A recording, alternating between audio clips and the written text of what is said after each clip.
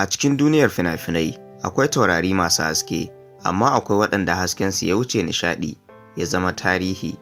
Rahama Sadau jaruma ce da ta rubuta sunanta da zinariya a littafin Kannywood.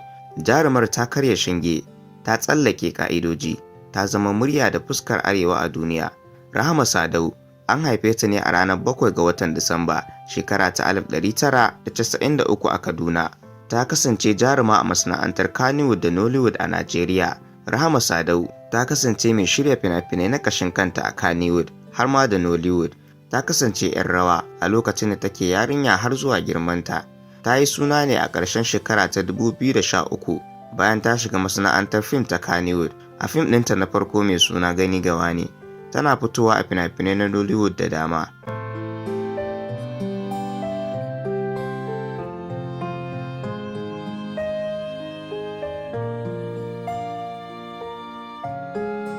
Ta taso cikin gida mai cike da tarbiyya, ilimi da koyarwa addini. Tun tana ƙarama, tana da sha'awar zane, fasaha da bayyana tunani ta hanyar magana da motsi. Rahama Sadau ta kasance jaruma ta farko da kusan tafi kowace jaruma fitowa a fina-finan Najeriya da Hausa, wato Kannywood da Nollywood. Ba a iya Najeriya Rahama take aikin fina-finai ba, ta yi a India, wanda take yi da yaren Hindu a Bollywood. Kuma an tabbatar tana ɗaya daga cikin 'yan Najeriya da suke yin magana kuma suka ƙware a yaren Hindi. Ita ce jarumar da ta yi nasara a kyautar Kannywood a gasar City People Entertainment Award a shekara ta 2014 da kuma 2015.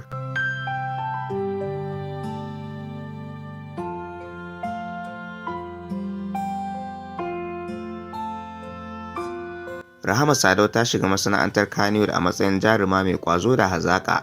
Fina-finanta na farko sun nuna cewa ba jarumar wasa ba ce, illa jarumar da ke da hangen nesa. Ta fito a fina-finai masu suna, inda ta taka rawar da ta motsa zukatan mutane. Ta zama tauraruwa a cikin ƙanƙanin lokaci. A cikin masana'antar da ke cike da ƙalubale, Rahama ta tsaya da ƙarfin hali. Ta nuna cewa mace na da damar zama shugaba a fagen nishaɗi. Rahama ɗiya ce ga Alhaji Ibrahim Sadau. Ta girma tare da iyayenta a Kaduna da kuma 'yan uwanta mata guda 3. Sadau ta shiga masana'antar fim ɗin Kannywood ne a shekara ta 2013.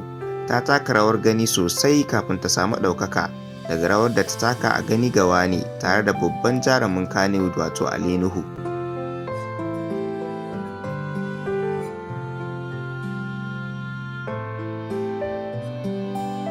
A shekara ta 2016 an karɓe ta a matsayin fuskar Kannywood.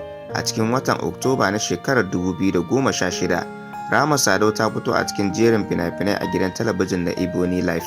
Sannan a shekara ta 2017 ta ƙirƙiro da kamfanin samar da fina-finai mai suna Sadau Pictures, yadda ta fito da fim ɗinta na farko mai suna Rariya, tare da manyan jarumai kamar su Ali Nuhu, Sani Musa Danja, Sadiq Sani Sadiq da Fati Washa. Rahama Sadau bata tsaya a Kannywood kaɗai ba, ta shiga Nollywood, ta bayyana a manyan shirye-shirye na duniya, har ta zama ɗaya daga cikin jarumai na farko daga Arewa da suka bayyana a Netflix.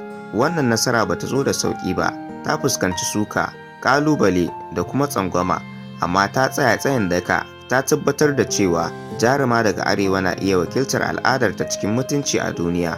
Rayuwar tauraro ba ta rasa ƙalubale. Rahama Sadau ta fuskanci suka daga al'umma, daga masana'anta, har ma daga masu kishin al'ada, amma ta yi amfani da hikima wajen kare martabar kanta. Ta nuna cewa mutum zai iya kasancewa mai zamani tare da kiyaye mutunci, al'ada da addini. Ta zama abin koyi ga matasa mata, tana koya musu cewa nasara ba ta zuwa da nufin rasa mutunci.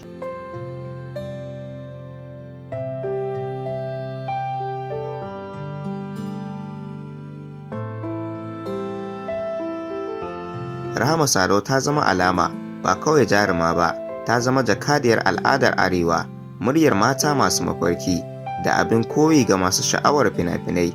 Ta yi amfani da shahararta wajen tallafawa matasa, ilmantarwa da ayyukan jinƙai. A yau sunanta yana cikin jerin manyan jaruman da suka sauya fasalin Kannywood.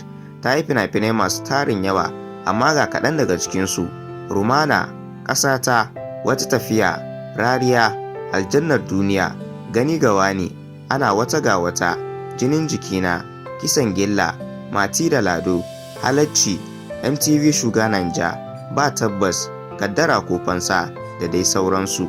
Rahama Sadau ba kawai jaruma ba ce, illa tarihi mai rai, tauraruwa ce da ta nuna cewa mace daga arewa na iya haskakawa a duniya ba tare da rasa asalinta ba.